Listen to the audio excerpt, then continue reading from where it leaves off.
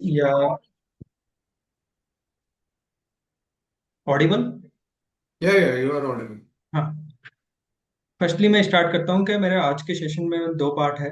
Firstly part half an hour का part रहेगा जो न्यू लेबर कोड्स के बारे में रहेगा, ओवरव्यू क्या है उसका।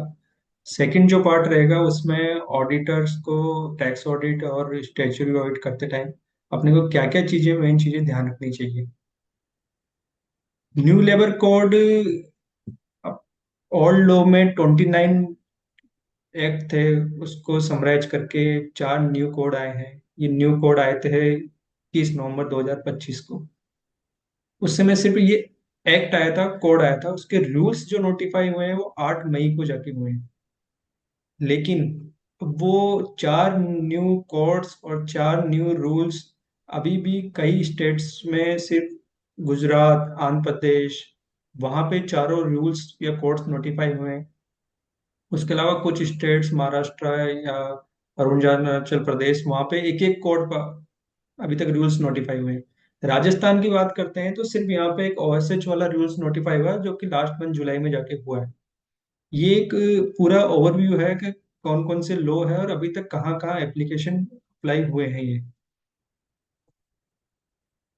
ये चार न्यू लेबर कोड है: code on wages, industry relations, OSH और कोड ऑफ सोशल सिक्योरिटी। अब मैं स्टार्ट करता हूँ एक एग्जांपल के साथ कि क्यों न्यू लेबर कोड की नीड है और क्या इसके प्रैक्टिकल इम्प्लीकेशंस या चैलेंजेस आते हैं। एक मैं सबसे सिंपल चीज लेता हूँ कि जहाँ से एचआर पार्ट स्टार्ट होता है या लेबर लॉज स्टार्ट होता है, अपॉइंटमेंट लेटर। क्या अपॉइंटमेंट लेटर की क्या वैल्यू होनी चाहिए। एक एग्जांपल के साथ देता हूँ कि कोई एम्प्लॉय आपके साथ 5 साल से काम कर रहा है।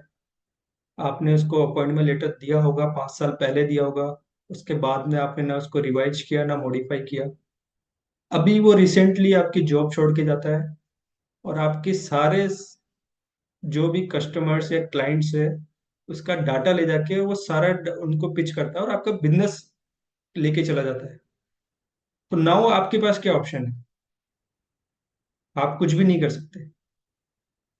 यदि यदि अपॉइंटमेंट लेटर में आपने कंडीशंस लिखी होती कि यार नहीं ये ऐसा करता है, तो इवन उसके अगेंस्ट में आप लीगल नोटिस भेज सकते हैं। इवन आप एफआईआर भी लॉन्च कर सकते हो और इवन आप उसको जेल भी भेज सकते हो। रिसेंटली केस हुआ है अपने जयपुर में ही, वैशाली नगर में किसी एम्प्लॉय को जेल में भेजा गया है।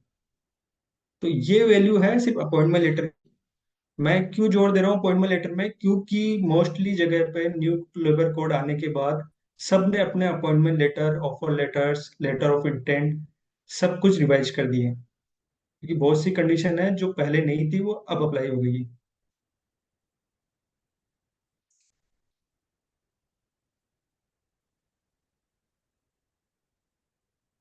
क्यों जरूरत थी इसको लाने के लिए? कि पहले हर स्टेट में, अपने को पता है कि अपने यार हर स्टेट में यदि फैक्ट्रीज है या बिजनेस है तो वहाँ का अलग से कोड लेना पड़ता है अपने को। वहाँ की लोकल अलग से कंप्लायंस करनी पड़ती है और मल्टीपल रिटर्न्स फाइल करनी पड़ती है। और हर जगह की एक मिनिमम वेजेज अलग होती है, वहाँ की रजिस्टर रिटर्न्स के फॉर्मेट अलग होते हैं। तो उसको ध्यान में रखते हुए ये चार न्यू लेबर कोड आए हैं जो यूनिफाइड है कि सिंपल रिटर्न जाएगा, एक ही रजिस्टर या पैटर्न्स होंगे पूरी इंडिया में। हालांकि अभी तक वो जो फॉर्मेट था कि आपको एलईआई नंबर के थ्रू आपका पूरा इंडिया का एक ही कोड जनरेट होगा, वो अभी तक आया ही नहीं है। लेकिन इन फ्यूचर कभी भी आ सकता है, तो वो फिर एक ही रजिस्ट्रेशन होगा पूरा इंडिया का और उसी में सारी कंप्लायंस पूरी होगी।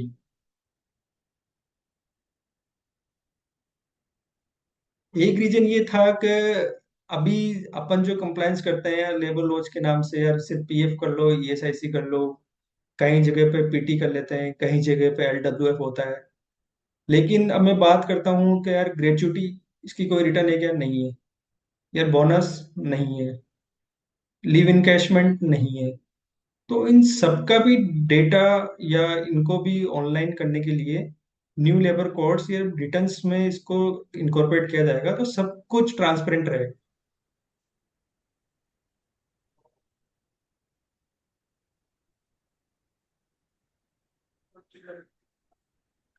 अब पहला कोड है code of code of wages act 2019, ये 2019 में आ गया था, लेकिन जो इसको पास हुआ है वो 2025 में हुआ है। इसका बेसिक जो ऑब्जेक्टिव है वो fair and timely payment of wages. इसमें एक दो कंडीशंस है कि आपको यार 7 तारीख तक पेमेंट करना ही पड़ेगा। फुल एंड फाइनल पेमेंट आपको 2 दिन में करना पड़ेगा। आपको मिनिमम वेजेज पे करना ही पड़ेगा। बोनस पे करना पड़ेगा। इक्वल रेमुनेशन देना पड़ेगा, जेंडर कोई सा भी हो। और जो भी मिनिमम वेजेज होगी वो स्टेट और सेंट्रल, उन दोनों से जो हायर होगी वो आपको कवर करनी पड़ेगी। ऑडिटर को क्या ध्यान रखना है कि सबसे मेन चीज आती है कि यार जो अपनी सैलरी शीट होती है, अपन हमेशा देखते हैं ऑडिट करते टाइम यार सैलरी शीट में तो कुछ 10-20 नाम आ रहे हैं, और अपना सैलरी का एक्सपेंसेस जो पेंडल में बुक हो रहा है वो तो लाखों करोड़ों में बुक हो रहा है। वो सैलरी से मैच ही नहीं होता। या जो पेरोल रजिस्टर है वो पीएफ ईएसआई के चालान से मैच नहीं होता। तो वो चीज अपने को ऑडिटर में इसमें ध्यान रखना पड़ेगा। अब मैं आता हूँ कि जो सबसे बड़ा चेंजेज आया है कि यार 50% आपको बेसिक रखनी पड़ेगी। इसमें दो मेन चीजें हैं कि जो वेजेस की डेफिनेशन आई है उसमें एक्सक्लूजन पार्ट दिए हुए हैं, इंक्लूजन पार्ट कुछ भी नहीं दिया हुआ। सब ये बोलते हैं बेसिक पे plus DNS allowance plus returning allowance, ये तीनों मिला के हमारी बेसिक होगी, जो टोटल रेमुनरेशन का मिनिमम 50% होना चाहिए।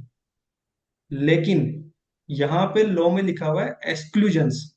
ये कुल 8 या 9 पॉइंट्स है जो एक्सक्लूजन्स है। यदि आपकी सैलरी शीट में इनके अलावा एक भी वर्ड आता है कि लेट से हाई डीएनएस अलाउंस या वट एवर, कुछ भी आप ट्रांसपोर्ट अलाउंस वट एवर जो भी वर्ड यूज करते हो, यदि वो एक्सक्लूजन की लिस्ट में नहीं है तो वो ऑटोमेटिक इंक्लूजन में ऐड हो जाएगा। उसका इम्पैक्ट क्या होगा कि आपकी बेसिक बढ़ जाएगी। यदि आपकी बेसिक बढ़ती है तो फिर पीएफ ईएसआईसी ग्रेचुइटी बोनस सब कुछ बढ़ जाएगा। तो ये सबसे बड़ा है जो कई लोगों को अभी ध्यान नहीं है। कई सैलरी शीट्स या अपन इनको देखते हैं कि यार 10 कंपोनेंट है, 20 कंपोनेंट है, 40 कंपोनेंट है। मैंने तो एक देखी 57 कंपोनेंट है सैलरी की सीट में। अब वो जो एक्सक्लूजन में नहीं है वो ऑटोमेटिक इंक्लूजन में ऐड होगी, और आपको उसकी कंप्लाइंस या कॉस्ट बढ़ेगी बढ़ेगी। एक ही सिंपल सा एग्जांपल है कि किसी का टोटल रेम्युनेशन 50,000 है, और यदि पहले बेसिक 20,000 उन्होंने रख रखी है और 20,000 पे कंप्लाइंस कर रहे हैं, अभी वो कंप्लाइंस उनको 25,000 पे करनी पड़ेगी, जो मिनिमम 50% करना पड़ेगा। अब इसमें एक जो कंपोनेंट आता है कि यार ये जो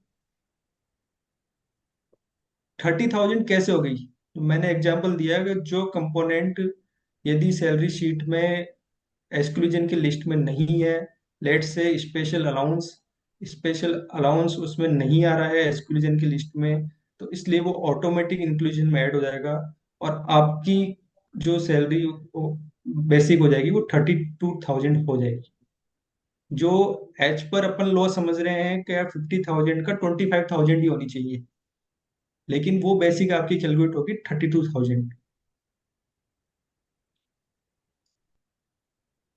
सेम चीज ग्रेचुटी में क्या चेंज आया है कि सबसे बड़ा इम्पैक्ट अपन ने देखा भी था कि थर्ड क्वार्टर के रिटर्न्स में टीसीएस को, बहुत सी बड़ी कंपनीज को, आईटी कंपनीज को, किसी को 2,000 करोड़ का लॉस बढ़ गया इस वजह से।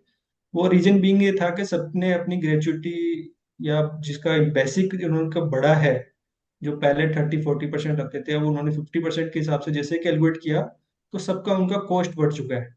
ये एक मेजर चेंजेस है ग्रेचुटी को लेके।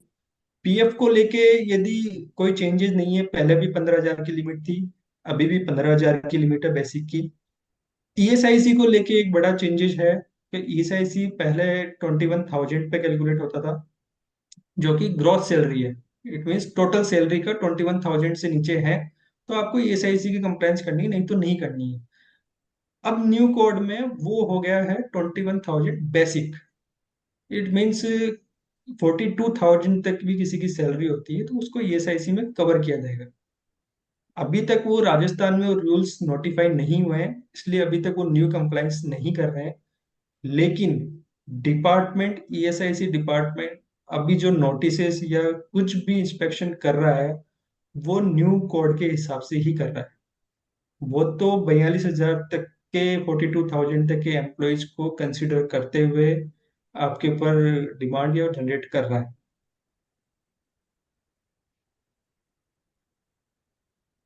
नेक्स्ट आता है इसमें बोनस। बोनस में सबसे बड़ी चीज है कि बोनस की कोई रिटर्न्स नहीं होती है, सबको पता है। बोनस किसके ऊपर एप्लीकेबल है? जो भी एम्प्लॉय 30 डेज काम कर लिया, उसको बोनस देना पड़ेगा। अब मिनिमम बोनस अपन ने पढ़ा है बोनस एक्ट में, 8.33% देना है, मैक्सिमम 20% तक जाना है। लेकिन ऑडिट में क्या होता है? अपन ऑडिट करते हैं तो बोनस एक्ट में एक अलग से कंसेप्ट आता है कि यार आपको अलोकेबल सरप्लस या अवेलेबल सरप्लस का भी डिस्ट्रीब्यूशन करना पड़ेगा। आई डाउट का कोई करता है, क्योंकि बड़ी बड़ी कंपनीज भी नहीं करती है कि यार वो तो मिनिमम बोनस देके वो तब फ्री हो गए, या कुछ आईटी कंपनीज मैक्सिमम बोनस तक भी चल जाती है 20% तक। लेकिन अलोकेबल सरप्लस की कैलकुलेशन और अवेलेबल सरप्लस की कैलकुलेशन करते हुए कितना बोनस दे रही है, वो अभी तक कोई नहीं करता है। इसमें एक एड ऑन और करना चाहूंगा कि थोड़ा सा मेरा भी मिथ था पहले से कि यार इन लेबर डिपार्टमेंट वालों को क्या पता है यार बोनस कैसे निकलता है, इनको क्या पता है कि ग्रेचुटी कैसे निकलता है। बट इनके जो हायर कमिश्नर्स जो है, उनको सब पता है। यदि कभी वो विजिट पे आते हैं तो वो ये सब चीज देखते हैं। इंस्पेक्टर लेवल तक नहीं देखते हैं, लेकिन हायर कमिश्नर लोग कभी आते हैं तो वही चीजें देखते हैं, उनको सब पता है।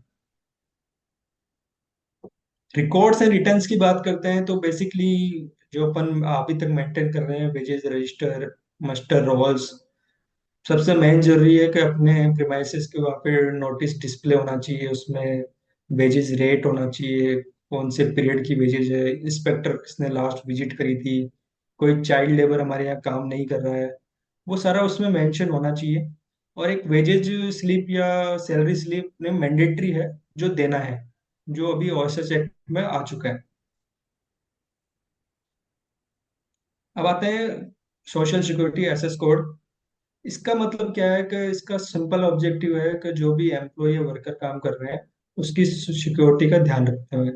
अब इसमें जो कवर्ड होता है वो PF, gratuity, maternity benefit, compensation, creche room, over times, या नाइट कंसेंट, वुमेन सेफ्टी, ये सारी चीज सोशल सिक्योरिटी पे एक्ट के अंदर आती है।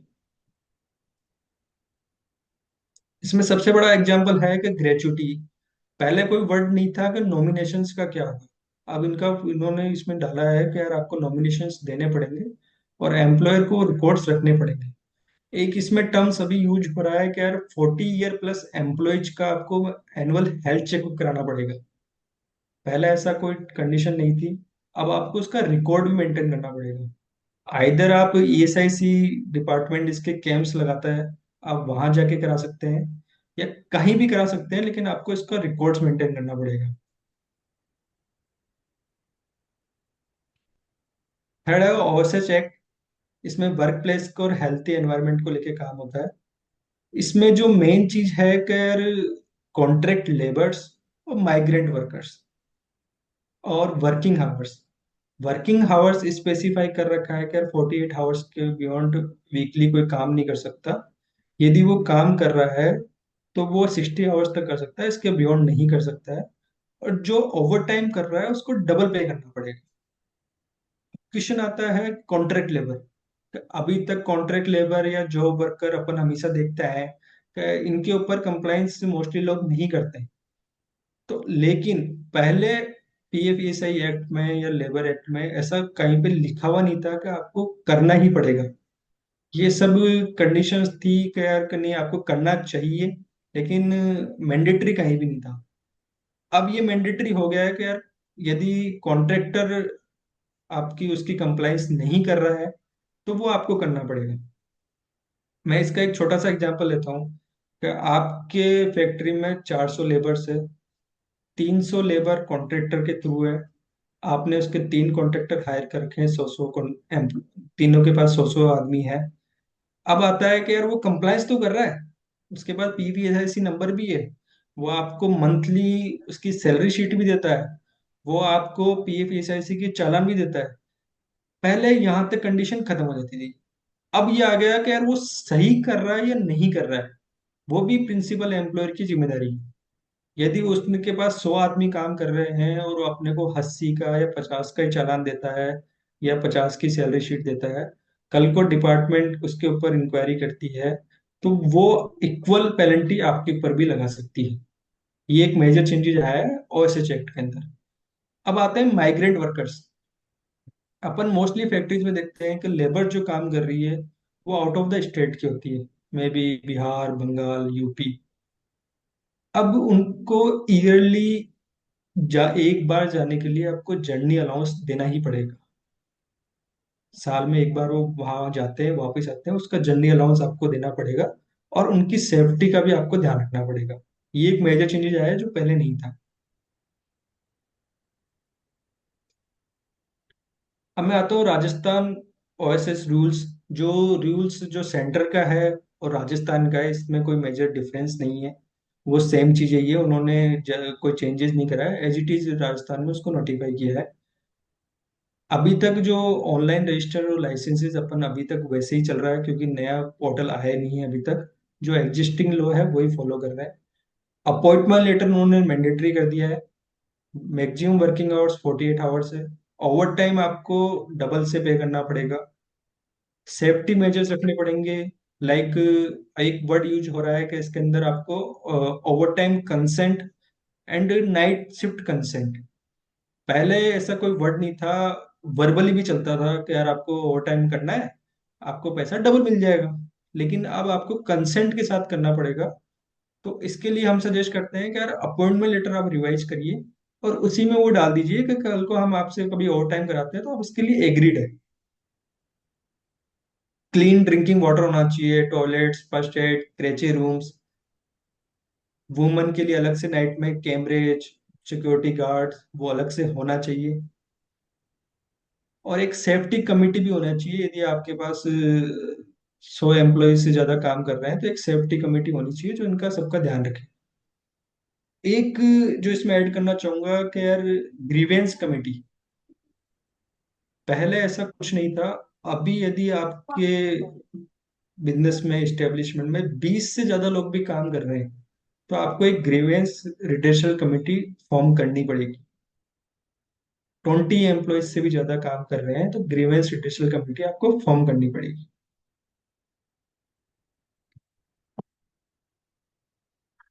सेकंड चीज है कि जो एक कॉन्ट्रैक्टर्स काम करते हैं, तो राजस्थान में कॉन्ट्रैक्ट लेबर एक्ट 1970 के थ्रू उनका सबका लाइसेंस लेना पड़ता है। पहले वो था 50 एम्प्लॉयज पे या 50 वर्कर्स जो भी ज्यादा काम कर रहे हैं तो फिर वो मैंडेटरी होता था। अब उसको चेंज करके लिमिट को 20 कर दिया है। यदि कोई कॉन्ट्रैक्टर के पास 20 से ज्यादा आदमी काम कर रहे हैं तो उसको लेबर लाइसेंस लेना मैंडेटरी है। ये इंडस्ट्री रिलेशन कोड है। ये बेसिकली जो इंडस्ट्री, जो ट्रेड और यूनियंस के बीच में जो डिस्प्यूट्स है उनको लेके एक पूरा कोड है। ट्रेड यूनियन कब फॉर्म करनी चाहिए, कोई बिजनेस बंद हो रहा है या मास रिट्रेचमेंट हो रहा है, कोई बड़ा डिस्प्यूट्स है। कई अभी सुनते हैं कि यार ले ऑफ हो रहे हैं कि यार अमेजन ने 1,000 आदमी को निकाल दिया, कभी किसने 800 एम्प्लॉय को निकाल दिया। तो विदाउट ट्रेड यूनियन या इंडस्ट्री रिलेशन कोड को फॉलो करे वो नहीं कर सकते। इनकी एक कमेटी फॉर्म होती है, वहां से उनको अप्रूवल लेना पड़ता है, फिर वो होता है। और ये सेम चीज आपको लेबर डिपार्टमेंट में पहले इंटीमेट करना पड़ता है कि मैं ये ले ऑफ्स कर रहा हूँ, ये रिप्लेसमेंट कर रहा हूँ, या मेरे ये डिस्प्यूट चल रहे हैं।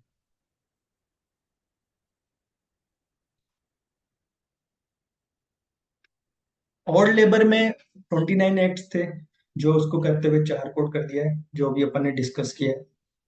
पहले बहुत सारी डेफिनेशंस थी, हर एक्ट की अलग डेफिनेशन है। ग्रेचुइटी में अलग है, पॉश में अलग है, मैटरनिटी में अलग है, ईएसआईसी में अलग है। अब उसको करते हुए सब जगह एक यूनिफाइड यूनिफॉर्म डेफिनेशन कर दी है। पहले मल्टीपल रिटर्न्स थी कि पॉश की अलग रिटर्न जा रही है, उसकी अलग रिटर्न जा रही है। अब वो यूनिफाइड रिटर्न जाएगी, एक ही पोर्टल से जाएगी एलआई नंबर के थ्रू। पहले मैनुअल रजिस्टर्स भी रखने पड़ते थे, आपको मैनुअल कंप्लाइंस भी करनी पड़ती थी। अब सारा कुछ होगा, सब डिजिटल कंप्लाइंस होगा। पहले एक वर्ड यूज होता था, इंस्पेक्टर। अब वो इन्होंने इंस्पेक्टर कम फैसिलिटेटर कर दिया कि आपको कोई इश्यू होगा तो पहले आपको इंस्पेक्टर समझाएंगे, उसके बाद ही वो कुछ एक्शन लेंगे।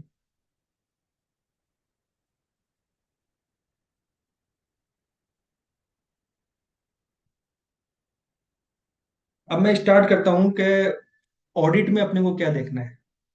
कि यार अपन टैक्स ऑडिट कर रहे हैं, स्टैट्यूटरी ऑडिट कर रहे हैं, तो अपने को पहली चीज तो ऑडिट कहाँ से स्टार्ट करनी है। मैं बात कर रहा हूँ अभी सिर्फ एचआर पार्ट की, कि यार एचआर ऑडिट कैसे करें अपन। तो सबसे पहले अपन एचआर से या मैनेजमेंट से उनका एम्प्लॉय मास्टर लेंगे, उनकी अटेंडेंस लेंगे। अब अटेंडेंस में दो पॉइंट आते हैं कि यार अपन मोस्टली जगह देखते हैं कहीं पे फेस स्कैनर लगा हुआ है, कहीं पे थंब मशीन लगी हुई है। वहां की अटेंडेंस कुछ और होती है, जो सॉफ्टवेयर वो यूज करते हैं पेरोल सॉफ्टवेयर, वहाँ की अटेंडेंस कुछ और होती है। और जो बुक्स में जो सैलरी बुक होती है वो कुछ और होती है। इसका एक छोटा सा एग्जांपल देता हूँ कि यार मोस्टली जगह वर्कर सुबह 8 या 9 बजे आता है और शाम को 7 या 8 बजे जाता है।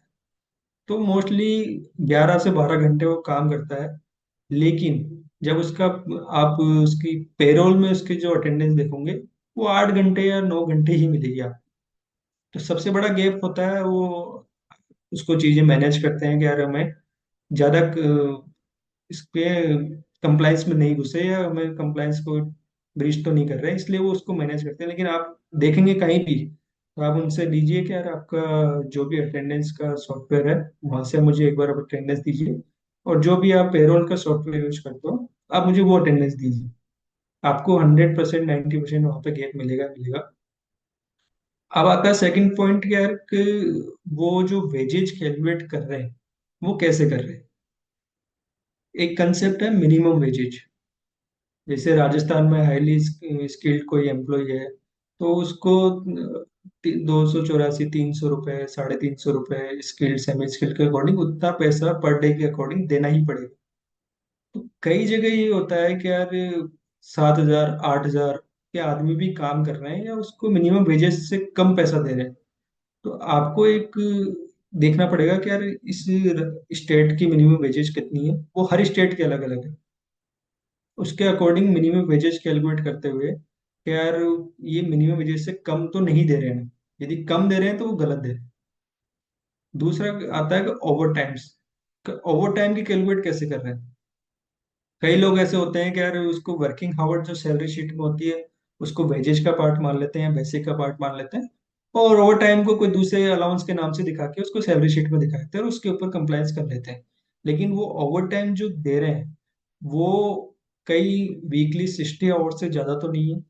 सेकंड थिंग, वो ओवर टाइम का वो उसको डबल पैसा दे रहे हैं या नहीं दे रहे, ये अपने को इसमें देखना पड़ेगा। मेजर कंसर्न है लीव्स को लेके। कि यार डिपार्टमेंट या लॉ बोलता है कि आपको हर 20 डेज में एक दिन की आपको लीव देनी पड़ेगी। तो ईयरली काउंट करते हैं तो 15 to 18 लीव्स है जो लॉ बोलता है आपको किसी भी वर्कर या एम्प्लॉय को देनी ही पड़ेगी। अभी होता क्या है कि यार मोस्टली जगह वर्कर तो पूरे 30 दिन ही काम कर रहा है, 28 दिन ही काम कर रहा है, वो तो छुट्टी लेता ही नहीं है। तो वो सेम में बोला ना, वो पेरोल में उसको मैनेज करते हैं। लेकिन वो लीव मैंडेटरी है। पहले ही कोई मैकेनिज्म नहीं था कि यार कितनी लीव्स लेनी पड़ेगी और आप कितनी कैरी फॉरवर्ड कर सकते हो और कितनी इनकैशमेंट करोगे। आज के लॉ में आप सिर्फ मैक्सिमम 30 लीव्स ही कैरी फॉरवर्ड कर सकते हो। उसके बियॉन्ड किसी की लीव्स है तो आपको उसको इनकैशमेंट करना ही पड़ेगा। अब आते हैं उसको पीएफ ईएसआईसी चालान से वो मैच है या नहीं। अब मैं उसका एक एग्जांपल देता हूँ कि आज ही फैक्ट्री में मेरा कोई नया वर्कर रखे हैं मैंने, और वो आ गया, लेकिन वो आधार कार्ड तो लेके आ गया, लेकिन वो आधार कार्ड अपडेटेड ही नहीं था। या आज तो पीएफ की साइट ही नहीं चल रही थी, यूएन नंबर जनरेट ही नहीं हुआ। ऐसे करते करते हुए ईएसआईसी में उसने डॉक्यूमेंट्स नहीं दिए तो ईएसआईसी में वो ऐड नहीं हुआ, या उसके फैमिली मेंबर्स ऐड नहीं हुए। या मेरे पास तो पेपर आ गए, मैंने मेरे एचआर को दिया था, एचआर ने 3-4 दिन रख लिया, उसने उसको ऐड ही नहीं किया। अब इसमें दो मेजर कंसर्न आते हैं कि यार इन बिटवीन कुछ भी मिस हैपनिंग होती है तो वो एक मेजर इशू है। दूसरा, आपके जो पेरोल या अटेंडेंस शीट है, उसका जो पीपीएसआईसी चालान है, वो आपस में मैच नहीं होगी। दूसरा आता है कि यार, अपने तो कई जगह आप देखेंगे कि यार, हमने तो सैलरी शीट में या एम्प्लॉयज का पैसा तो काट लिया, लेकिन वो जमा ही नहीं हुआ, क्योंकि वो पीएफ के अंदर, ये एसआईसी के अंदर ऐड ही नहीं हुआ वो। कई होते हैं कि जब चालान जमा कराने जाते हैं, तो यार अब इसको ऐड करते हैं, तो ऐड करते हैं तो एसआईसी में तो कंसेप्ट है कि बैकडेट में होता ही नहीं, वो सेम मंथ में ऐड होता है। पीएफ में होता होगा तो कभी वो ऐड नहीं हो पाता, कभी उसका यूएन नहीं जनरेट हो पाता, कभी यदि वो प्रीवियस कहीं जगह काम करके आया तो वो पाता। तो उस चक्कर को देखते हुए ये आपको मेजर कंसर्न मिलेगा ही मिलेगा 90% जगह पे। तो वहां वो डिफरेंस आएगा। ग्रेचुटी को लेके सबसे बड़ा कंसेप्ट आता है यार, ग्रेचुटी एक, पहले 5 साल से ऊपर जो भी ज्यादा सर्विस काम कर रहा है, वो ग्रेचुटी लेने के लिए लायबल है। एक फिक्स टर्म का जो कंसेप्ट आया है, वो एक एक साल के लिए आया है। वो उनके लिए है जो एम्प्लॉय नहीं है, या रिटर्नशिप पे काम कर रहे हैं, या एज ए प्रोफेशनल काम कर रहे हैं, तो उनको ग्रेचुटी मिलेगी। अब ग्रेचुटी में सबसे बड़ा कंसर्न है आज की डेट में ऑडिट में, क्योंकि और रूल्स अभी नोटिफाई नहीं हुए हैं, लेकिन ग्रेचुटी सेंट्रल ड्यूअर्स एक्ट में नोटिफाई हो चुका है, और वो उसके अकॉर्डिंग आपको कंप्लाइंस करनी ही पड़ेगी। अब क्वेश्चन ये आता है कि मैं जयपुर में बैठा हूँ, मेरी एक कंपनी है, उसमें 100 एम्प्लॉय काम कर रहे हैं। मैं तो अभी, क्यों जो राजस्थान में रूल्स नोटिफाई नहीं हुए, तो मैं तो पीएफ ईसीआईसी कंप्लायंस मैं तो पुरानी जैसे ही करते आया हूँ, 30% बेसिक, 40% बेसिक, उसके अकॉर्डिंग कर रहा हूँ, और उसमें कुछ गलत भी नहीं है। लेकिन ग्रेच्युटी के लिए मुझे तो 50% करना पड़ेगा। तो ग्रेच्युटी कैलकुलेशन या एक्चुअल वैल्यूएशन के लिए आपको अलग से वर्किंग करनी पड़ेगी, क्या जो न्यू लेबर कोड के अकॉर्डिंग होना चाहिए। और वहां देखना पड़ेगा उसके सैलरी कंपोनेंट कौन कौन से हैं, कौन से इंक्लूजन्स में है, कौन से एक्सक्लूजन्स में है, तब जाके वो ग्रेच्युटी की वैल्यूएशन होगी। सेम चीज कॉन्ट्रैक्ट लेबर के थ्रू है। कॉन्ट्रैक्ट लेबर्स में जो भी एम्प्लॉयज काम कर रहे हैं, वो कंप्लायंस कर रहे हैं या नहीं कर रहे हैं, या अब बात करते हैं कि यहाँ सबसे बड़ा रोल आता है कॉन्ट्रैक्ट एग्रीमेंट्स का। मैं इस पर एक एग्जांपल लेता हूँ कि आपकी फैक्ट्री है, दो तरीके से कॉन्ट्रैक्ट लेबर काम करती है, इन हाउस या आउटसाइड द प्रीमाइसेस। वो उसकी जगह पे काम कर रहा है, या अपने प्रीमाइसेस पे आके काम कर रहा है। अपने प्रीमाइसेस में आके काम कर रहा है तो आपको तो कंप्लाइंस करनी ही पड़ेगी, या कॉन्ट्रैक्ट लेबर कॉन्ट्रैक्टर खुद करे, वो नहीं करता तो फिर आपको करनी पड़ेगी। लेकिन वो उसके प्रीमाइसेस पे काम कर रहा है, तो यहाँ रोल आता है कॉन्ट्रैक्ट एग्रीमेंट आप कैसे ड्राफ्ट कर रहे हैं। कि यार वो मेरे सुपरविजन में काम नहीं कर रहा है, वो खुद के सुपरविजन से काम कर रहा है, या उसके एम्प्लॉय है, वो कॉन्ट्रैक्टर के सुपरविजन से काम कर रहे हैं, मैं कोई इंस्ट्रक्शन नहीं देता हूँ। वो सब चीज मैटर करती है कॉन्ट्रैक्ट एग्रीमेंट्स में। क्योंकि आपका जो पीएनएल और बैलेंस शीट में पीएनएल में जो पार्ट आएगा, वहां तो को सिंपल सी जॉब वर्क एक्सपेंसेस या कॉन्ट्रैक्ट एक्सपेंसेस, ये वैसे कुछ आएगा। वहां कल को इंस्पेक्शन पे आता है तो आपको एक्सप्लेन करना भारी पड़ जाएगा, यार कौन सा तो मेरा इन हाउस था, कौन सा मेरा वो था, और मैंने किसकी कंप्लायंस करी थी, किसकी नहीं करी थी। और वो तो बोलेंगे इस कॉन्ट्रैक्ट लेबर तो सब आपकी है, कॉन्ट्रैक्ट तो सब आपने ही काम कराया है। तो वहां सबसे बड़ा रोल आता है। अब कॉन्ट्रैक्ट एग्रीमेंट जो सबके बनने चाहिए, स्टेज और रजिस्टर जरूर चेक करने चाहिए, चाहे मास्टर रोल हो गया, या अटेंडेंस का रजिस्टर हो गया, नोटिस बोर्ड हो गया, लीव्स का हो गया, या कोई एक्सीडेंट वगैरह होता है तो उसको लेके हो गया। जो भी स्टेच्यू रजिस्टर्स जो लॉ में लिखे हुए हैं, वो सारे बने हुए होने चाहिए। इंस्पेक्टर को विजिट कर रहा है तो इंस्पेक्टर का रजिस्टर होना चाहिए। वो सारे उसमें रजिस्टर, ये कॉमन ऑडिट एरियाज है जो ऑडिट के दौरान अपने को देखने चाहिए। कॉमन ऑडिट ऑब्जर्वेशन जैसे मैंने बताई, पेरोल अटेंडेंस मिसमैच होती है, वेजेस गलत कैलकुलेट कर रखी है, एम्प्लॉयज की फाइल ही नहीं है, इनकम्प्लीट एम्प्लॉयज फाइल। यार वो 5 साल 10 साल पहले आया था, ना तो अपन ने उसके डॉक्यूमेंट्स पता नहीं है या नहीं है, उसका अपॉइंटमेंट लेटर अपने पास है या नहीं है, जो भी हो उसके नॉमिनीज की डिटेल्स अपने पास है या नहीं है। तो वो फाइल्स भी वो अपने को कंप्लीट करनी पड़ेगी। पीएफईसीआईसी, जैसे अपन इनकम टैक्स या 3CD में रिपोर्ट करते हैं, या कोई भी पीएफईसीआईसी डिले डिपॉजिट करा रहा है, तो वहां पे रिपोर्ट होता है। हालांकि लास्ट ईयर से प्रोविजन हट गया है कि उसको डिसअलाउड करना है, लेकिन पहले ही कंसेप्ट था कि यदि आप लेट पीएफआईसी डिपॉजिट करा रहे हो तो आपको डिसअलाउड करना पड़ता था। ऑडिटर्स चेक लिस्ट, मतलब इसको स्टार्ट करते हुए जैसे अपॉइंटमेंट लेटर का मैंने आपको बताया कि कितना बड़ा रोल है, अटेंडेंस का कितना बड़ा रोल है कि आप कैसे चेक करोगे, पेरोल की आपको एक्यूरेसी चेक करनी पड़ेगी, मिनिमम वेजेस फॉलो कर रहे हैं नहीं कर रहे, पीसीआईसी प्रॉपर कैलकुलेट हुआ नहीं हुआ है जो पेरोल में है, या जो उनके सॉफ्टवेयर में है, या अटेंडेंस के अकॉर्डिंग है नहीं है।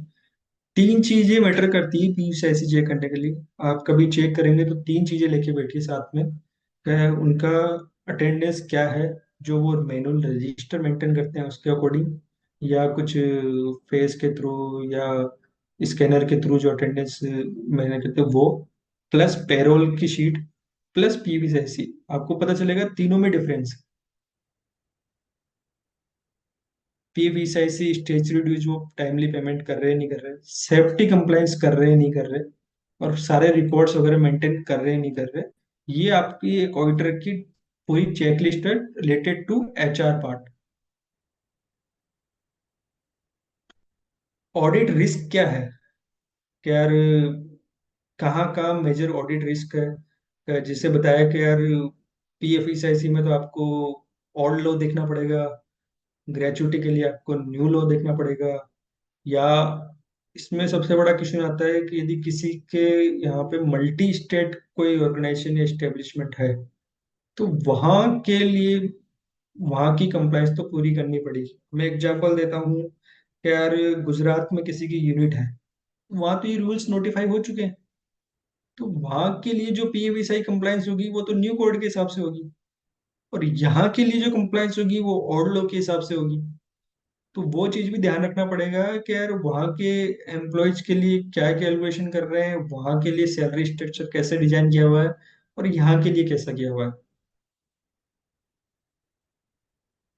अब एक कंसेप्ट आता है in correct identification of covered employees. एक सबसे बड़ा डाउट है जो इस कोड के अंदर है कि एम्प्लॉयज और वर्कर में क्या डिफरेंस। कहीं जगह एम्प्लॉय यूज कर रहे हैं क्या बोनस तो एम्प्लॉय को मिलेगा वर्कर को नहीं मिलेगा, तो एम्प्लॉयज और वर्कर्स में क्या डिफरेंस है। बाकी जो डिफरेंट एम्प्लॉयज है का जो मैनेजरियल सुपरविजन के लोग हैं या मैनेजरियल लोग हैं, वो सब एम्प्लॉयज में आते हैं। और जो प्लांट में जो काम कर रहे हैं वर्कर्स है, लेकिन उन्होंने एक अमाउंट भी डाला 18,000। 18,000 से नीचे जो काम कर रहे हैं वो वर्कर की डेफिनेशन में आएगा, उससे ऊपर वाले एम्प्लॉयज की डेफिनेशन में आएगा। अब एक आता है एक्चुरियल, जो ग्रेचुटी के लिए, लीव इनकैशमेंट के लिए या बोनस के लिए, सबके लिए एक्चुरियल जो होता है, उसका बेसिक क्या रखा है। बेसिस क्या रखा है कि यार कौन से सैलरी स्ट्रक्चर को उन्होंने फॉलो करते हुए एक्चुअल वैल्यूएशन करी, वो एक बार ऑडिटर का पार्ट है वो देखने के लिए। यदि कोई एम्प्लॉय बेनिफिट है, कि लेट से मैं बात करता हूँ कि न्यू लेबर कोड के हिसाब से तो 50% हो गया, लेकिन हो सकता है कि मैं पहले 70% बेसिक पे वर्किंग कर रहा था मैं, और मैंने उसको, अब तो एक्ट में 50% आ गया, तो हो सकता है मैंने उसकी ग्रेचुइटी का अमाउंट को कम कर दिया, लीव इन कैश के अमाउंट को कम कर दिया। तो दोनों चीज हो सकती है, एम्प्लॉय बेनिफिट अंडर स्टेटमेंट भी हो सकते हैं और स्टेटमेंट भी हो सकते हैं, वो एक ऑडिटर को देखना है। और डिस्क्लोजर्स ऑफ फाइनेंशियल स्टेटमेंट्स। अब मैं इसमें पार्ट करता हूँ कि यार अपने को क्या चीज मेजर देखनी चाहिए, इंटरनल कंट्रोल कैसे इन्होंने डिफाइन कर रखा है, अपने पास जो भी अपन ने वर्किंग करी है उसको लेके ऑडिट एविडेंस क्या क्या है अपने पास, और उनके अकॉर्डिंग मटेरियल रिस्क क्या है। यदि उन्होंने कुछ मेजर या मिस स्टेटमेंट कुछ कर रखा है, तो अपने को उसको ऑडिट रिपोर्ट में यदि एडवर्स ओपिनियन देनी है या क्वालिफाइड देनी है, वो अपने को डिसाइड करना है। वो सब कुछ डिपेंड करेगा कि अपन ने ऑडिट एविडेंस क्या लिया है और उसकी रिस्क क्या है।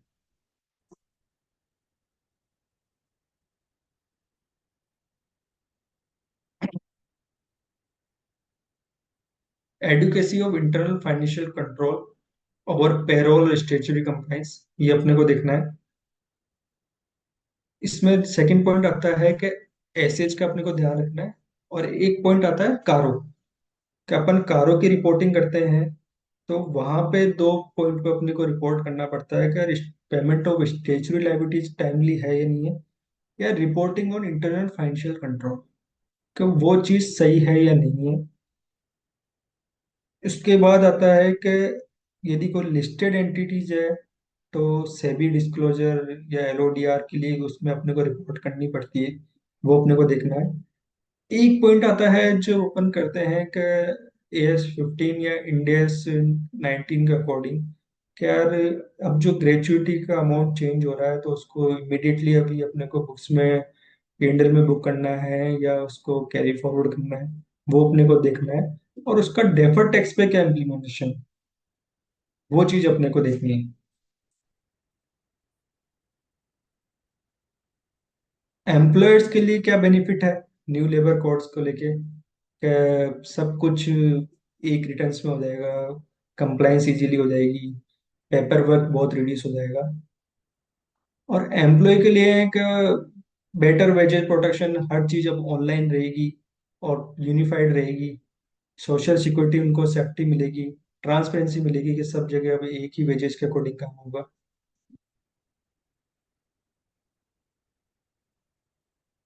अब इसमें मैं एक दो चीजें और ऐड करना चाहूंगा कि एक कंसेप्ट है सेक्शन 80 JJ AA।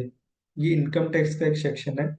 तो उसमें एक कंसेप्ट है कि अपने यदि फैक्ट्रीज में अपने फाइनेंशियल ईयर में यदि कोई न्यू वर्कर्स, न्यू एम्प्लॉयज अपन ने पीएफ से भी ICICI में ऐड करे हैं, तो अपने को उसका एडिशनल एक्सपेंसेस अलाउड होता है, वो अपन इनकम टैक्स में उसको अलाउ कर सकते हैं।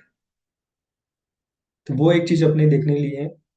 एक जो रिसेंटली चेंज आया है पीएफ को लेके, का एक विश्वास स्कीम आई है, कि लेट्स से जिसे अपने इनकम टैक्स में आती है, वहां से विश्वास स्कीम।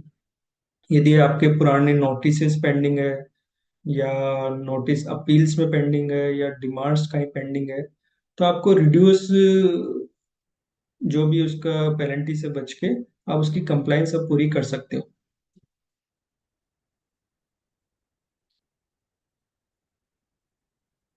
अब मैं चाहूंगा कुछ क्वेश्चंस हो तो मैं ज्यादा क्वेश्चंस पे ध्यान दूं।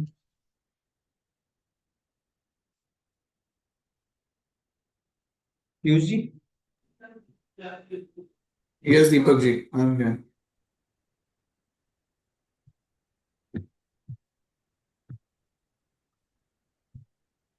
Participant may ask their questions.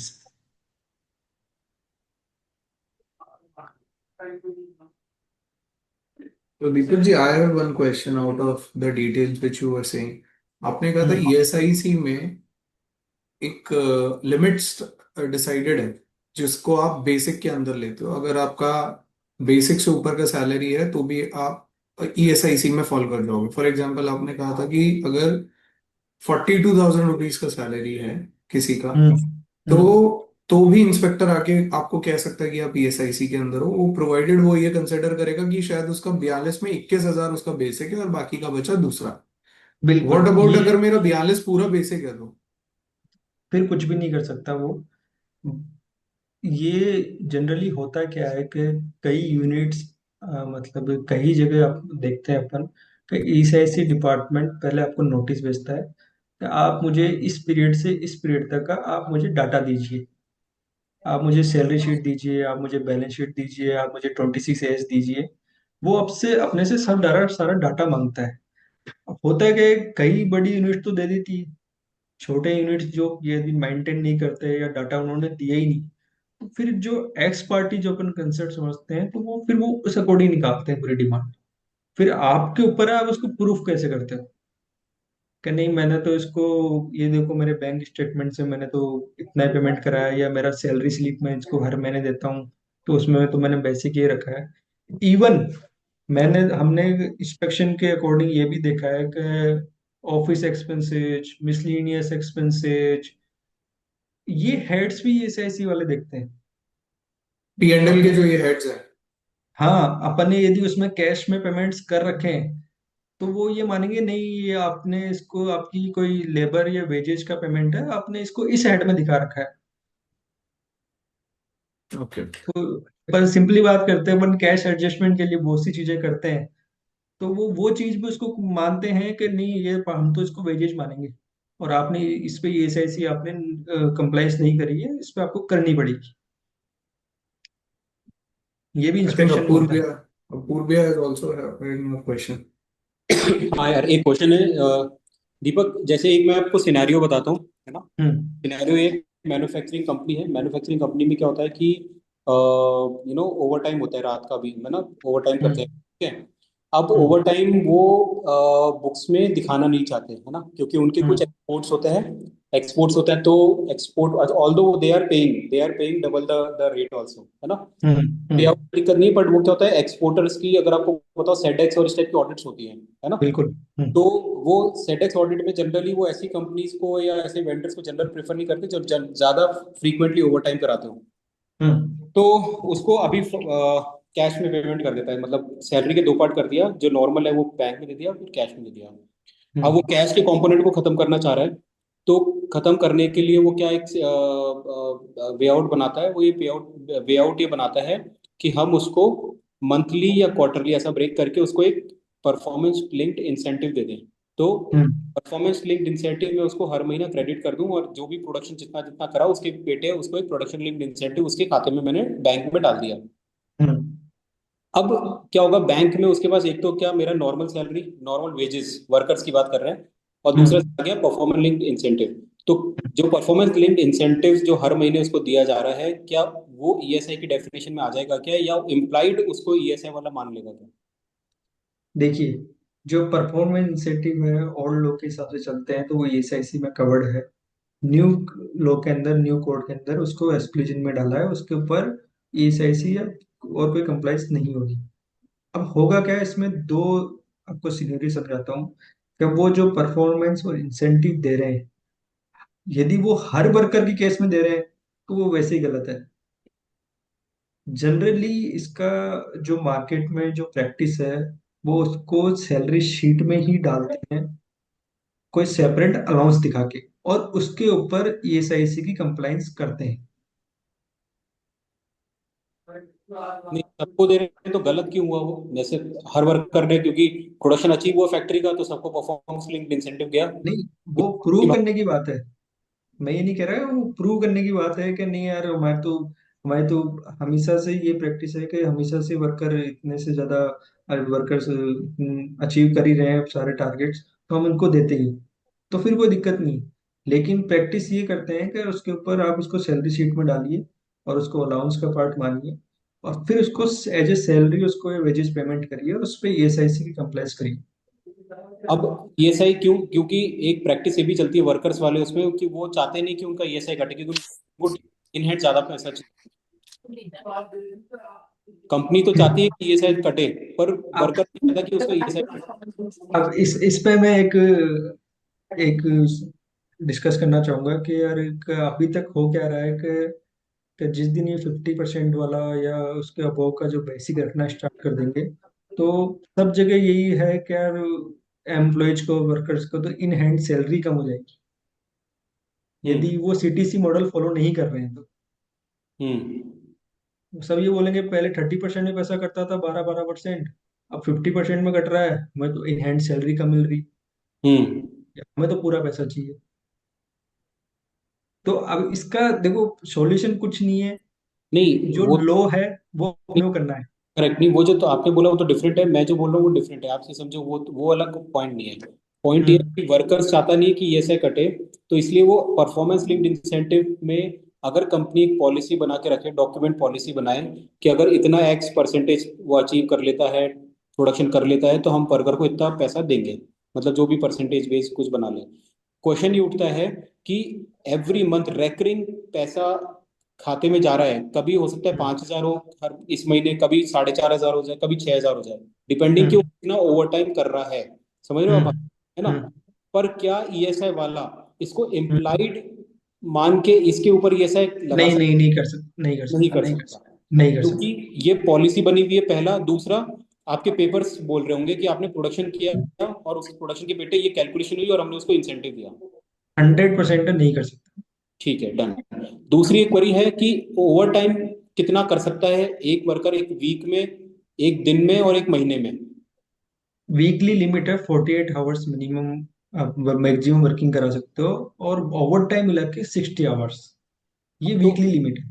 तो वीकली 12 घंटे से ज्यादा कोई ओवर टाइम नहीं कर सकता एक हफ्ते का? नहीं, हाँ बिल्कुल नहीं कर सकते। नहीं कर पूरे सकता। हफ्ते 7 दिन का बता रहा हूँ मैं, 12 यदि आप 2 घंटे। 60 डिवाइड बाय 7 करते हैं, तो 8 या 9 घंटे पर डे के अकॉर्डिंग उससे ज्यादा काम नहीं कर सकता है। नहीं तो देखो, ऐसा 9 घंटे तो एक दिन का बोलता है, इंक्लूडिंग 1 घंटे लंच टाइम का। बिल्कुल। अब जनरली इंडस्ट्री में आधे घंटे का लंच टाइम होता है, वो तो 8.5 घंटे काम कराता है, ठीक है। पर अपन ये माने 9 घंटे का, तो वो हो गया।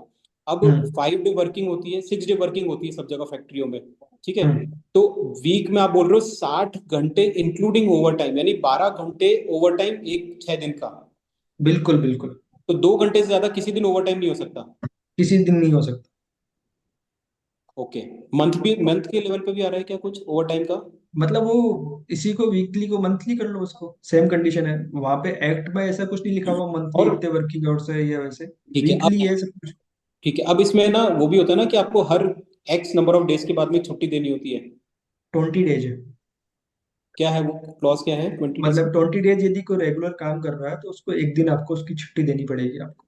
आप रेगुलर उससे 30 डेज काम नहीं करा सकते हो उससे। 20 दिन के बाद ये छुट्टी मैंडेटरी है? मैंडेटरी है। और अभी तो न्यू लॉ कोड में आ चुका है कि हर 5 घंटे में उसको एक ब्रेक देना जरूरी है, हाफ एन आवर का। आप कंटिन्यू भी काम नहीं कर सकते, मान लो लंच का तो दे दिया आपने, लेकिन उसके बाद भी वो कंटिन्यू 5 घंटे से ज्यादा काम नहीं कर सकता है, उसको ब्रेक देना जरूरी है। नहीं, वो तो आ ही जाएगा ना, क्योंकि सुबह काम चालू करेगा, फिर लंच का ब्रेक आएगा, फिर उसके बाद में उसका दिन ही खत्म हो जाएगा। अब वो कहाँ कितना काम कर रहा है वो केस हाँ, टू केस बेसिस है, लेकिन जो तो एक्ट में लिखा हुआ पांच ये मेरे घंटे से को ज्यादा जहां काम तक नहीं कर ध्यान है, सकता। छुट्टी का ऐसा नहीं था कि 7 दिन के बाद, या मतलब क्या था पहले, ऐसा 20 दिन का है या पहले कुछ नहीं और था?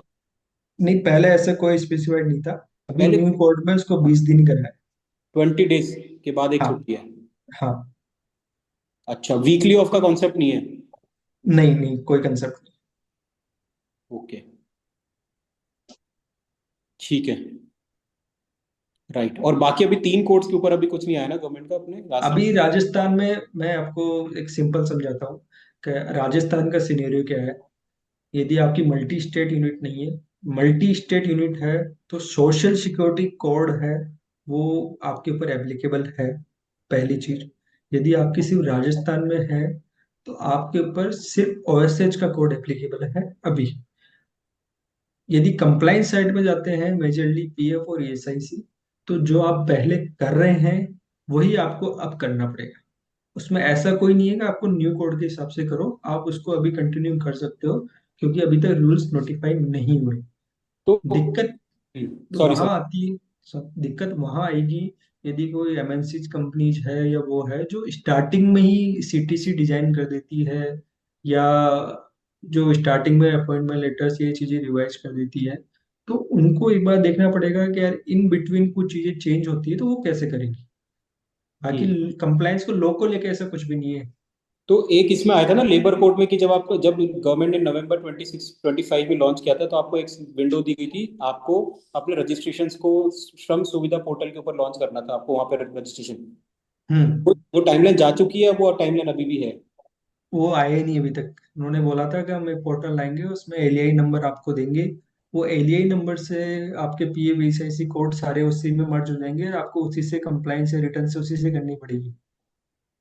तो अभी तक वो पोर्टल्स या अभी तक वो फैसिलिटी चालू नहीं हुई है। अभी चालू नहीं हुई, ओके। तो अभी कोई रजिस्ट्रेशन पर से कोई काम नहीं करना कंपनीज को? रजिस्ट्रेशन से कुछ नहीं करना, जो एक चेंजेस है कि कॉन्ट्रैक्ट लेबर्स को वाला जो रजिस्ट्रेशन है हम्म वो थोड़ा सा हुआ है। बाकी और कोई रजिस्ट्रेशन आपको सेपरेटली नहीं करना है, या और कोई रिटर्न्स आपको सेपरेटली फाइल्स नहीं करनी, जो आप एग्जिस्ट करते आए हैं वही आपको करना है। हम्म लेकिन जो मैंने दो चीजें बताई राजस्थान के हिसाब से, ओएसएच के अंदर जो भी कंडीशंस लिखी हुई है कि आपको क्या सेफ्टी रखनी चाहिए, कंसेंट, नाइट कंसेंट होना चाहिए, फीमेल से कंसेंट होना चाहिए, सेफ्टी रखनी चाहिए, क्रैची रूम होना चाहिए, वर्क ओवर टाइम कितना होना चाहिए, वो आपको कंप्लाइंस करना पड़ेगा। सही है। नहीं नहीं, thank you. Do we have any other question? No. No more questions. Okay. Thank Thank you. you hello so much, Deepak, hello for enlightening each one of us with Okay, your I kind think someone is words of asking. wisdom. Hello Someone is asking question. Yeah. Deepak ji, मेरा एक question है। आपने हम्म। ये बोला कि राजस्थान में भी rule define नहीं हुए तो अपन को सेम एज इट इज पे वर्क करना है। बिल्कुल। लेकिन एक कॉन्फ्रेंस में secretary labour department of India आई, उन्होंने क्लियर कहा सेम क्वेश्चन के ऊपर कि हम्म। सैलरी की डेफिनेशन ऑलरेडी डिफाइंड है लॉ के अंदर और वो 21 नवंबर से एप्लीकेबल हो गया। तो उसका हम्म। आप रूल के लिए वेट नहीं कर सकते। जब भी चेकिंग होगी तो आपको विद एरियर देना पड़ेगा, तो उसके लिए आप वेट क्यों करेंगे रूल्स का? क्योंकि रूल्स तो सिर्फ इसलिए डिफाइन करेंगे आपको कैसा रिटर्न कैसे बढ़नी है, ये लॉ में जो भी है वो क्लियर करेंगे। लेकिन डेफिनेशन तो उन्होंने डिफाइन कर दी और वो क्लियर है, तो उसमें कोई अमेंड नहीं होने वाला। तो जो ईएसआई पीएफ जो भी अपने को 50% बेसिक लेना है वो 21 नवंबर से एप्लीकेबल हो गया। तो नहीं, उसमें आपकी क्या राय है? इसमें मेरे देखो दो व्यू है। आप ये बात कर रहे हो सीआईए वाली मीटिंग में आई थी मैडम, आई थिंक जी सो, आप हाँ, उसकी बात बिल्कुल कर रहे बिल्कुल। हो। मैं भी वही था, मेरे को ध्यान है। जी। उनका जो ऑब्जेक्टिव था वो, देखो वो वहां पे ऑन स्टेज ये चीज नहीं बोल सकते कि यार अभी तक हम रूल्स लेके नहीं आए तो आप कुछ भी मत करो। हम्म, पहली चीज तो ये। दूसरी चीज हम्म, है कि जो ग्रेचुटी को लेके है वो आपको करना पड़ेगा। हम्म, थर्ड जो चीज है कि जब तक रूल्स नोटिफाई नहीं होते, जब तक आप कुछ कर ही नहीं सकते हो या लीगली आप बाइंडिंग नहीं हो। नहीं तो क्या जरूरत थी हर स्टेट को रूल्स नोटिफाई करने की? हर स्टेट अभी अभी राजस्थान ने भी ओएसएच वाला रूल्स नोटिफाई किया है। वो इसीलिए हम्म, किया है, उन्होंने सबने अपने रूल्स बना रखे हैं। धीरे धीरे सब हम्म, नोटिफाई कर रहे हैं। ये जब नोटिफाई करेंगे तभी काम होगा। अब इसका फोर्थ जो पॉइंट है कि जब ये नया नया सब चीजें चला था नवंबर दिसंबर में, तो क्लियरिटी किसी को नहीं थी। तो सब लोगों ने ईसीआईसी डिपार्टमेंट और पीएफ डिपार्टमेंट ने सबने मेल किया है। सब बिजनेस ओनर्स ने, एस्टेब्लिश ने उनको मेल किया है कि आप हमें इस पे क्लियरिटी दीजिए। तो किसी ने भी उस मेल का रिप्लाई नहीं किया है। लेकिन सबने यही बोला है कि जब तक रूल्स नोटिफाई नहीं होते, आपको, आप बाइंडिंग नहीं हो। आप न्यू कोड के हिसाब से आप कंप्लाइंस कर सकते हो, हम मना नहीं कर रहे हैं, लेकिन आप बाइंडिंग नहीं। Okay. Okay, with this, let us conclude this session, which was led by Deepak. Thank you so much, Deepak, for taking this session for GCAG. I guess this is the first time that a new member is taking a session and starting only. So I don't think ऐसा पहले कभी हुआ है. It was a very nice session. You covered everything with respect to the new codes. Next, the speaker is Vaibhav Mandana. He is a seasoned chartered accountant from last and practicing since last 15 years, and he is doing variety of activities, including valuation. He is an independent director for some of the listed companies. He is into financial modeling, valuation, compliance tech. He's doing many things. You can contact him for merchant banking related activities as well. If you want to create some tools for automation, for that also you can contact him. Over to you, Weber, for this session. I won't take much of your time.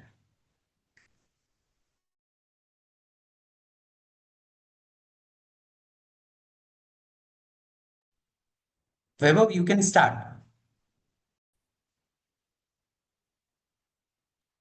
को host बनाना पड़ेगा, I think Vaibhav को भी नहीं करना। Just a second.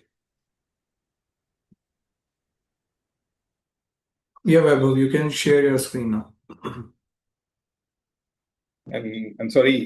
I think जब net चाहिए होता है, उसी टाइम जाता है. I first of all like to thank you everyone, JCAG community, everyone for having me here. I'll just share my screen. Just confirm once you're able to see the screen, please.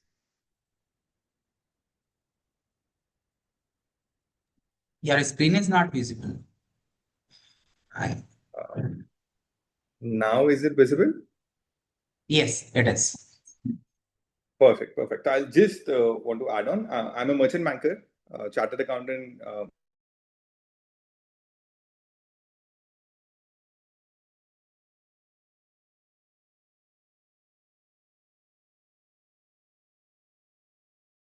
till the listing journey.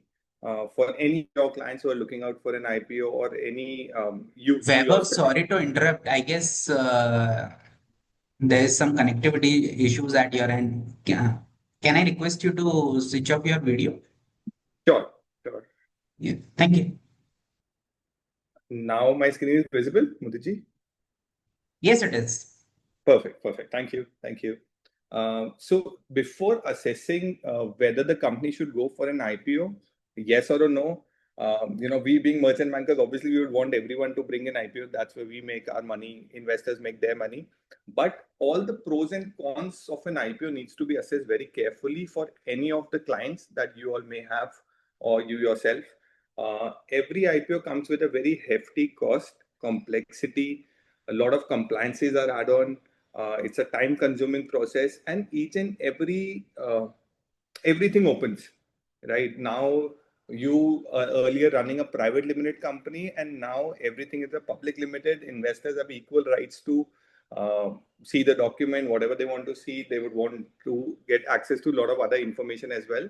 So unless the company has stronger corporate governance, there are good plans, and the most important thing is, how do you plan to use the IPO proceeds? If the IPO proceeds are being used for the purposes of growth, expansion, for any future business, then I think there are a lot of good opportunities, and IPO may be the best alternative in addition to maybe raising funds by way of a PE funding, by way of a VC funding. Because up to a certain limit, banks, NBFCs, and debt can support, but beyond a point, only equity money can be is able to help anyone. How would you typically prepare IPO preparation? Whether the company is ready or not, there's a typical IPO assessment. There's an eligibility test that is being conducted. How much is your share capital? How many independent directors are there? Private limited, public limited. Whether you're a partnership firm or a proprietorship firm. How is the data being maintained? Most importantly for an IPO, what is the kind of profits that you're making, and what are the kind of projections that you have? How is the corporate governance in the company at the moment? Whether you are ready or not, this can be easily assessed looking at what has been the growth for last 3 years and how the money will be able to help you. Also what typically happens is, whenever we go to meet a client and he wants to come up with an IPO, the most amount of disagreements are around the valuations. Typically, obviously, any client would expect that they would get the highest amount of valuation, the highest PE multiple. But then you also need to have those kind of USPs. It cannot be an apple to apple comparison with, if you are doing a business of, say, logistics, you should not be able to compare yourself to a delivery.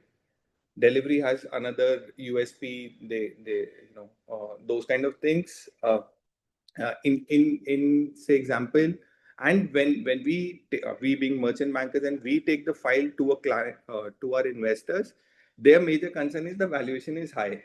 So we need to educate the customer or the client that what would be a fair valuation, because you also have to leave some room for the investors to make some kind of money by investing in your company. If you're trying to bring IPO at the most of the highest possible rate, this may not be, it may not go through.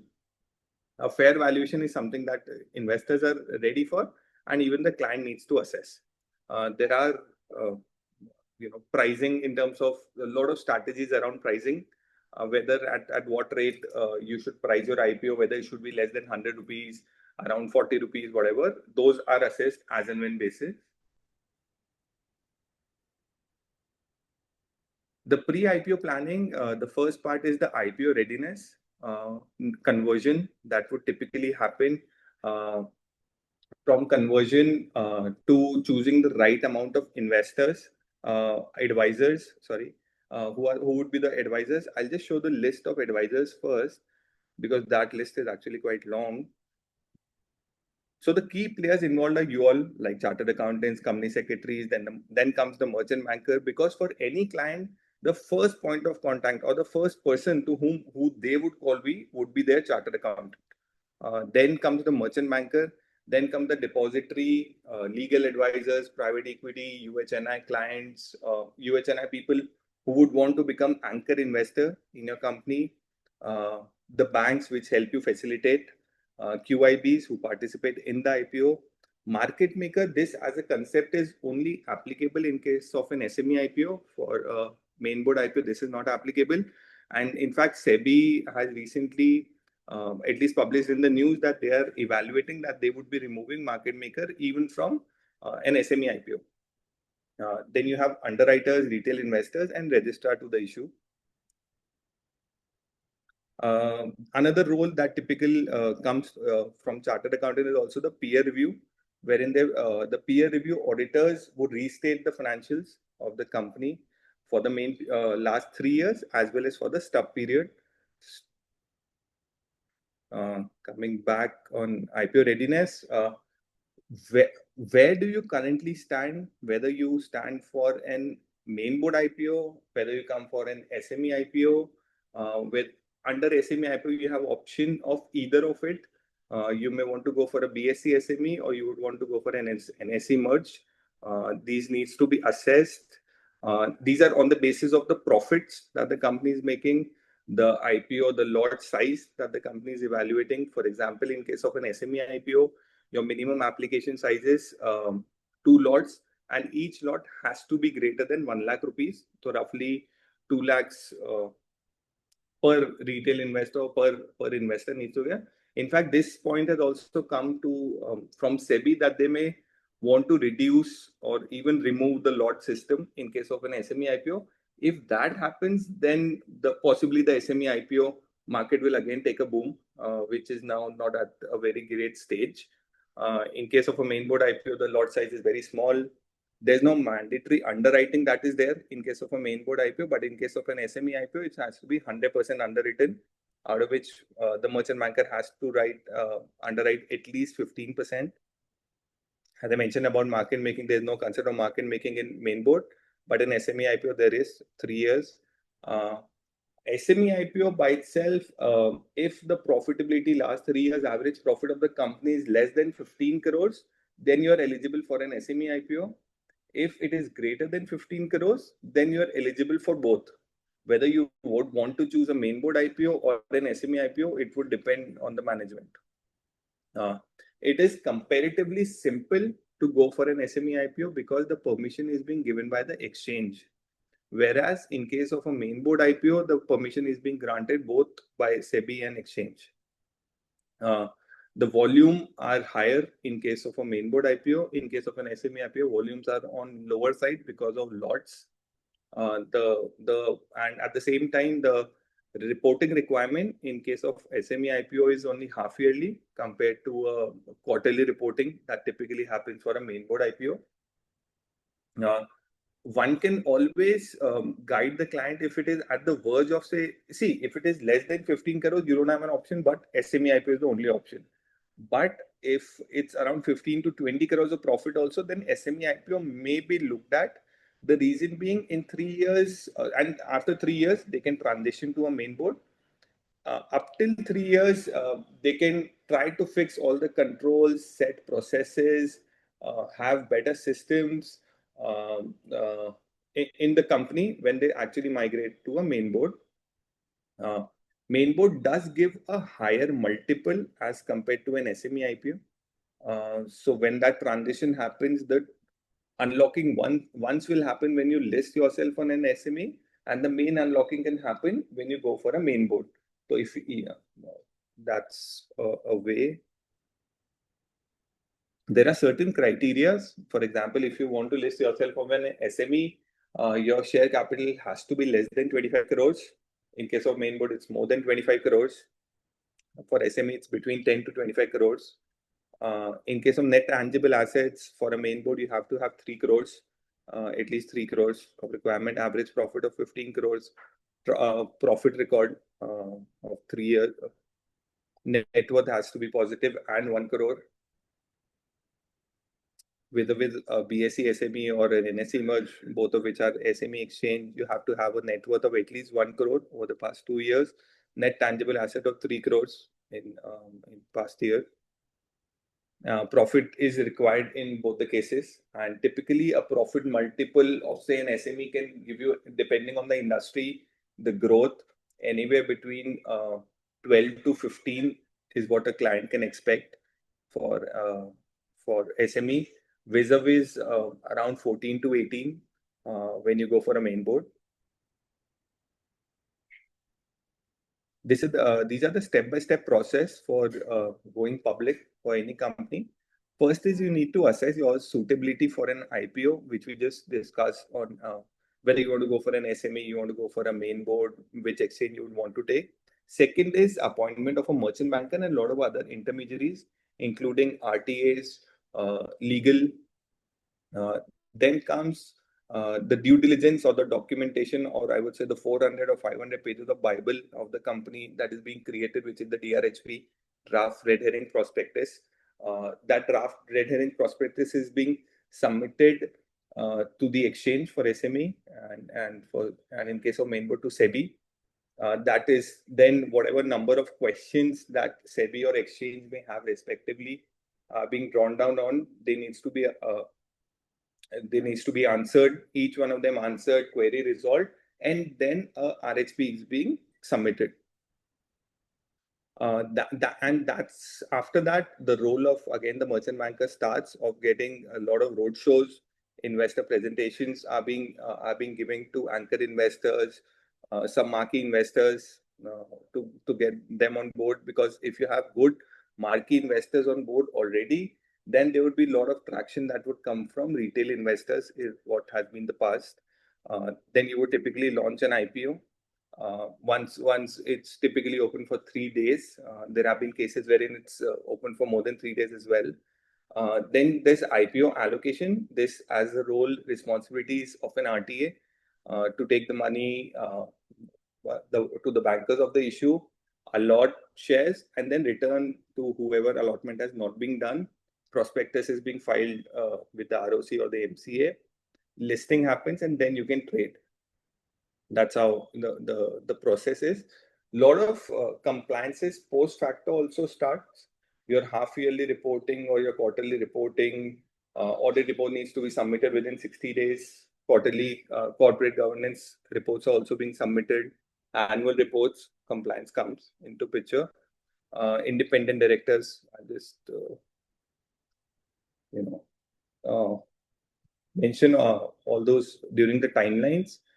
Typically, what we have seen is, in case of a company who would want to go for an IPO, there are very few who are already a public limited company. Everyone would be running either a private limited company or a partnership firm. If you are a partnership firm or a proprietorship firm, that needs to be converted into a company first, and one full financial year needs to be run under the new name or the new company, and only then the track record of the previous partnership firm or a proprietorship firm would be taken account for. For example, and in case of a takeover, you form a company and take over the previous business, then that is not counted. Any IPO, any company that's going for an IPO would need to mandatory have at least 3 years of history. So those are the kind of nitty-gritties that somebody needs to take care of while advising to the client. Then you have some documentations around ROC, AOA, MOA needs to be updated, directors needs to be added. And ROC would typically, what we have seen is somewhere around 7 to 15 days is what an ROC takes to convert a private limited to a public limited. Then you have a lot of appointment of intermediary and secretarial compliance. Sorry, I'll continue. Then you have appointment of intermediaries and secretarial compliances. You need to appoint your RTA, which is your registrar and transfer agent. You need to appoint independent directors. One could always suggest to the client to have a good independent director, good board that is seen very positively by the investors. Their constitution of committees, you need to have an audit committee, you need to have a committee for lot of other committees are there. I'm just forgetting the names. Then you have preparation, updation of websites. This is a mandatory. All the points that we mentioned are mandatory. You need to have a agreement with the NSDL, CDSL. Peer review audit for 3 years plus stub period needs to be done. Then comes the due diligence. A thorough due diligence is being done at the time of preparation of the DRHP. I've also mentioned these timelines around how much time it typically takes. What we have seen is a DRHP filing could take roughly around 2 to 3 months from the day of engagement, and an IPO journey would typically take up to say 6 months. So if you think of coming up with an IPO today, 6 to 8 months is a decent timeline, not a very aggressive, but a very, very normal timeline in which we can look at an IPO. Then you need to file your DRHP with the exchange and stock SEBI. Registered office person has to. You need to visit to the registered office by the company. Designated stock exchanges officials will visit. They would also interview, or rather than an interview, I would say there's a discussion that typically happens. Only post that, in principle, approval is being granted. Then filing of RHP, if anyone has any questions, then filing of other documents with ROC, and final prospectus filing. Issue would open for 3 days, closure, and then allotment. This is, post IPO, there are a lot of compliances that typically add. As I mentioned, there are a lot of reporting that happens, a lot of controls, processes. Only if the company is ready to accept all those kind of compliances is when they should evaluate if they should go for an IPO, yes or a no. Because it's a continuous process, a lot of corporate governance comes into picture. Any client who would want to go for an IPO needs to assess whether they are ready to get investors agreement, because everyone, all the papers typically open, oversight. IPO proceeds, for what purpose the company would want to raise funds is very important.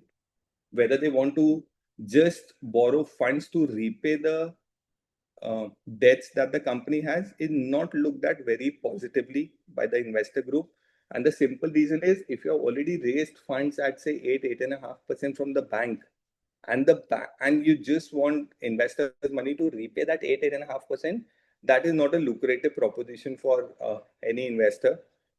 If you are able to raise money by way of an equity and position yourself or take more leverage to grow the company, you need money. For example, there are a lot of EPC companies who need money for the purposes of taking more BGs, taking more bank guarantees, and taking newer contracts. That is positive. If you want to do some kind of acquisition, smaller acquisition, that is something that is looked very positively. So in such cases, higher participation from the retail QIB anchor investors being seen. That is what has been our experience in the past. So I think I tried to cover some of the points out there. More than happy to answer if anyone has any other question. There are a lot of risks and challenges, and some kind of short tricks or techniques. How do you plan to do that, which is mentioned on the screen up there. Great, Vaibhav. Thanks for covering all of this for all of us available here. So, anyone having any questions with respect to IPO, the journey, anything? Sir, I have one. Can you please share the PPT? Like, yeah, your smiling face is looking so good. I'm always smiling. तो PPT एक बार आप share कर देना वैभव. So if you allow, I'll just put it on the group. क्योंकि मैंने केवल अभी ना currently limited ही show किया था. There's an entire 32 pager. I'll just put it on the group. मेरा एक क्वेश्चन है मार्केट मेकिंग पे. What is your view? Because see SME में lot of merchant bankers give valuations. तो सबसे बड़ा जो प्रमोटर का अट्रैक्शन होता है वो वैल्यूएशन ऑफ हिज इक्विटी होता है. सो एक बार क्या होता है, आईपीओ तो उस वैल्यू पे लिस्ट हो जाता है, and subsequently these 52 weeks post listing crash होता है। तो Yeah. What is your view on market making in respect of the SME segment? How do you evaluate companies to ensure that they are optimum priced? Yeah, in terms, so I will tell you, market making as a practice, SEBI is wanting to remove it because that has not been actually practiced how SEBI wanted it to go. Okay, so the role of a market maker was very simple, that you had to put a buy and a sell order, which typically didn't happen. You know, there are a lot of, on no name basis, there are a lot of people who, because a market maker is allotted shares on the value of the issue price. ठीक है, they took the value gains जब आपका listing gains और SME IPO boom पे चल रहा था, they took all those gains, and post those gains, then they never actually, and they dumped the shares at the end of it. And there are hundreds of examples around it, and SEBI actually wants to now remove the entire concept of market making itself because it didn't really work. In case of a small company, only if you have super growth plans and you think that the equity will be able to help you, one should think about coming up with an IPO. Otherwise, I don't think it would be very helpful because you won't find investors buying your company shares. Reason being, nobody knows you, right? For a company, say example, 100, 200, 300 crores, right, which is a very small amount for any company with that kind of market cap. Nobody would actually do it. Secondly, and the reason is also because you got permission from the exchange, right? Not from SEBI. तो आपका anyway detailed scrutiny SEBI ने भी कभी नहीं करा, exchange ने करा है, आप आ गए, आपका issue आ गया, तो they would never, just to, unless you show some good amount of traction and you are in a good industry and you have marquee investors, otherwise the stock is bound to fall. So I don't think a market maker, to answer short, I don't think a market maker can support you in any ways. But natural market making है SME segment में? Mandatory है 3 साल के लिए, mandatory है इसलिए, लेकिन वो हटा रहे हैं क्योंकि कभी किसी ने फॉलो नहीं करा. You look at say example Danish power and any other stock, सबको आपको सही रेट पर अलॉट हो गए. Merchant banker would always want to get it at a low price, take the market making shares, make initial gains and double the money. That really didn't happen. You never put a buy and a sell order.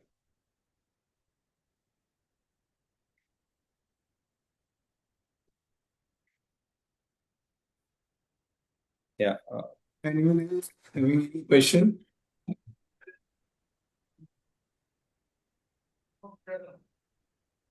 I think अभी IPO का थोड़ा digest होने के लिए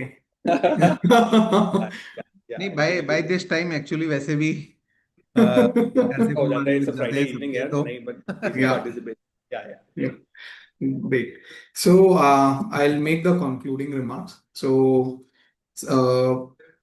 I would like to express my heartfelt gratitude to CA Vaibhav Mandana for taking us through the IPO journey and helping us understand the practical aspects of valuation, compliance, and listing readiness.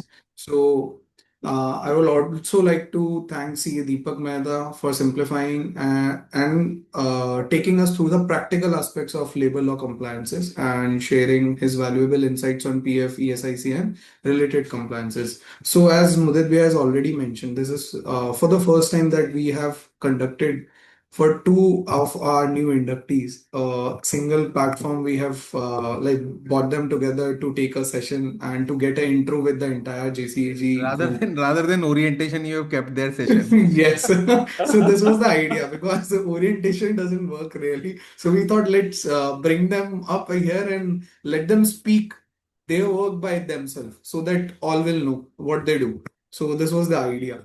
So I would like to thank all of our members who have joined us today, making this session interactive and engaging. So this is what makes us these initiatives meaningful and gives us motivation as well to keep on working for these kind of sessions. So this is all from my side as well. I would like to thank you all of Thank you. you everyone. Thank you Piyush. Thank Thank you. you JCG. Thank you everyone. Thanks, Thank you Karthik. everyone. Thank you, Piyush ji. Thank you.